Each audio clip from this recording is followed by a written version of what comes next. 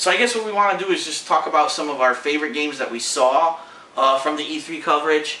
For me, number one on my list is definitely the new Twisted Metal, I have to say, because first of all, this game wasn't even announced until E3. No one even knew that it was going to be talked about, and just to see that franchise come back, the attitude it's always had, the gore, the rock music, right off the bat they were playing this crazy fucking metal music, and it seems like right off the bat they've added so many new features, helicopters, capture the flag. Yeah, it seems like it's more of a campaign, I guess, not just like the combat, there's more of a storyline going on. There's like gangs, there's like a Sweet Tooth gang, there's like a game based on the different characters. So I'll agree with you. I think it's probably like the game I'm most excited about. Another game that I was interested in was Infamous 2. I mean, a lot of people saw my Infamous 1 playthrough on YouTube, and a little bit of a weird thing going on there where they fired the first voice actor, they decided not to go with them, and they redesigned the character, but at the same time they have everyone else is like returning, so it's a little weird, but pretty much... It's not the same character as the first game? It's the same guy. The voice actor's gone. The voice actor's gone, and they redesigned the character to look different. Well, what the fuck was he doing? Like, was he doing like a bunch of coke or something? He was like nuts? Maybe they thought that he looked too much like Justin Timberlake or something, and they didn't want to get sued. But whatever reason, there's a redesign there. But the game still looks great. Graphics look good. Looks like they're making improvements on the first game. Marvel vs. Capcom 3 was a big one, because up to this point all we had was like an announcement of 6 characters. We saw blips of gameplay here and there, but we never saw like a full match fought out. To me at least, being that I used to be one of the people who was really into Marvel and Marvel 2, is that it looks like it's kind of a throwback to Marvel vs. Capcom 1.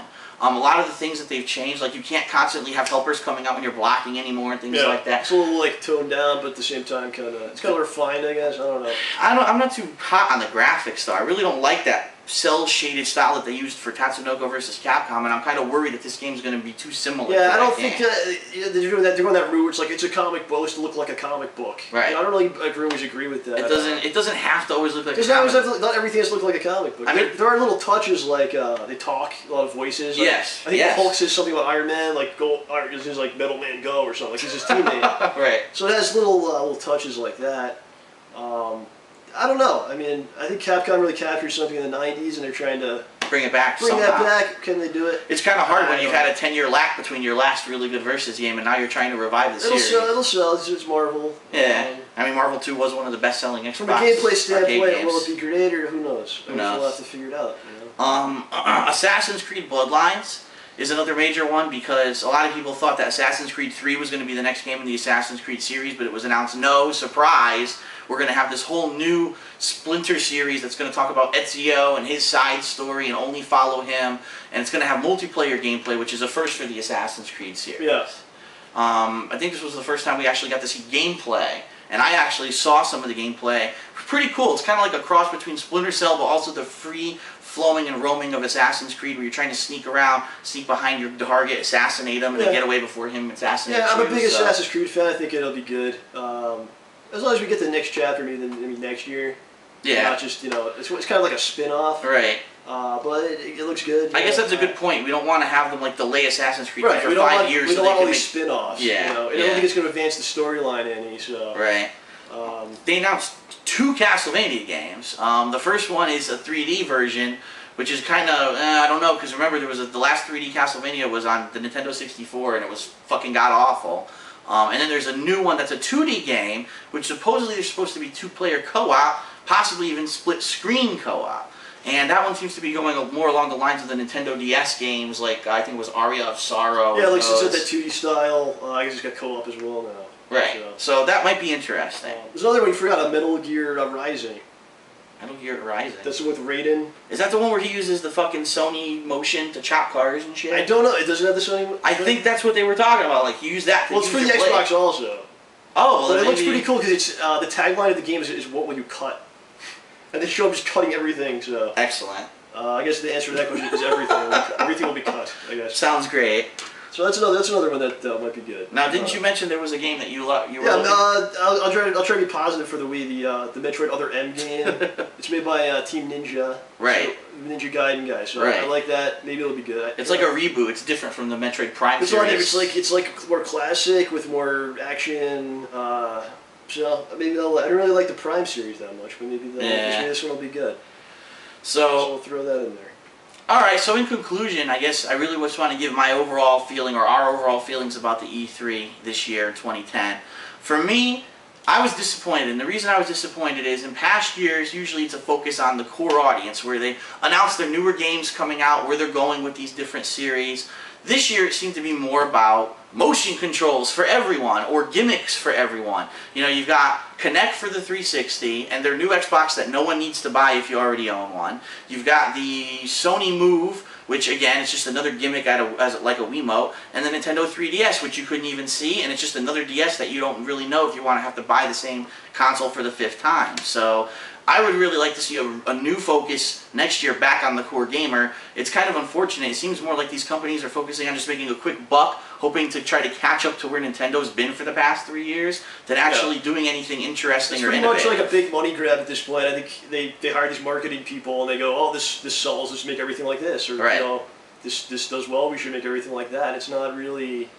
don't fuck with the core gamers. You know, that's your bread and butter, and I think you lose some of those people, you hurt some of those people, you know, they're not coming back. So the one thing that I think saved this E3, or at least made it interesting, were some of the games that were announced, like Marvel 3, Twisted Metal. At least there were some things to kind of keep the core gamer appeased, but for the most part, it was kind of laughable. You know, who wanted to sit through that 2-hour Sony press conference and watch them just reiterate the same shit over and over and never actually show you anything new? It was kind of stupid. So somebody's got to have some balls, some cojones. You know, at some point, someone debuted Castlevania, the first one, for the first time. Or all these other classic games.